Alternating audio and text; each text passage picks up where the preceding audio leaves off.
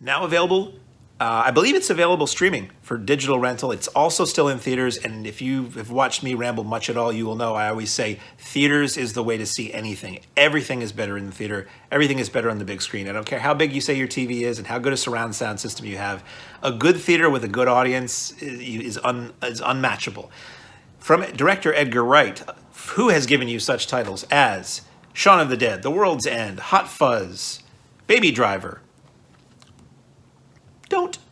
is Last Night in Soho. This is a film I had seen the trailers for a while, and I really wasn't quite sure if I was going to be interested.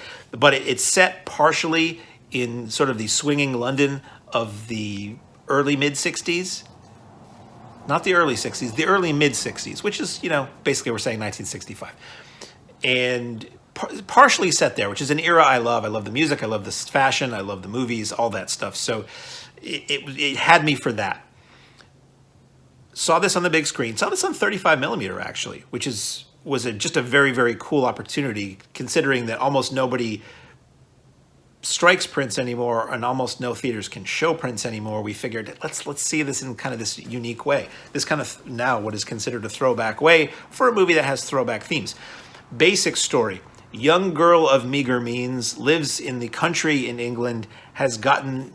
Big fan of the 60s, her grandmother's era, listens to old 60s records, loves 60s fashion, wants to be a fashion designer, gets a scholarship to go to the Fashion Institute in the middle of London. Her mother has passed away. She can kind of see visions of her mother, sort of like her mother's ghost or something like that. So she's got a little something, she's the girl with something extra, as they used to say. And she goes off to London, does not get along well, or as the British would say, get on well, with her dorm mates, takes a room in Soho in an old rooming house, the landlady being Diana Rigg, which is very cool. Her last role, I think the last thing she ever did was work on the ADR in this movie. And girl has a dream where she wakes up and goes out into the night, and it is swinging 60s Soho. Explores like a nightclub, looks in the mirror, sees somebody else's face. Has an excellent time, wakes up, and can't wait basically to go back asleep again.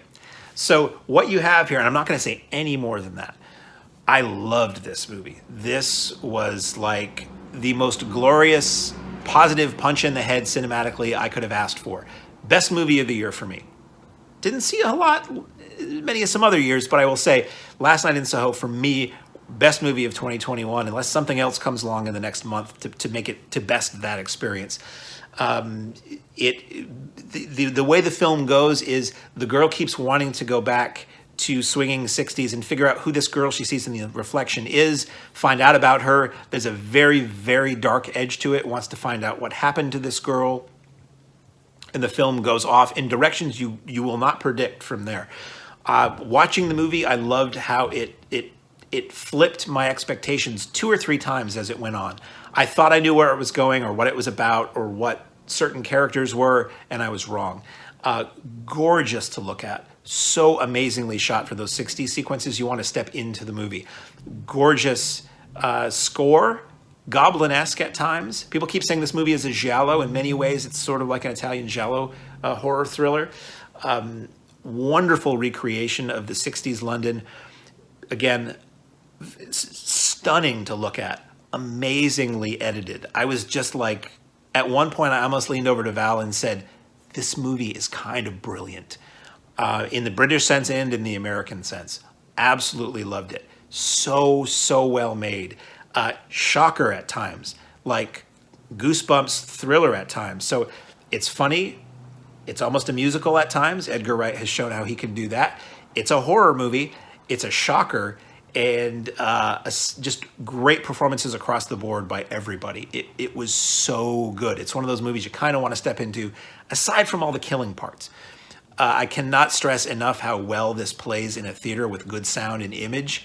It is available at home, but wow, see this in a theater while you can. I sadly don't think this movie has done terribly well, but for me, I cannot stop talking about how good Last Night in Soho was and how much of a step up this is for Edgar Wright as a filmmaker, how much more of a mature story this is, and how it's like the culmination of everything he's done before. You see a lot of elements of his past films, maybe some people from his past films in this, and a great role for Diana Rigg, a great role for everybody who's in it.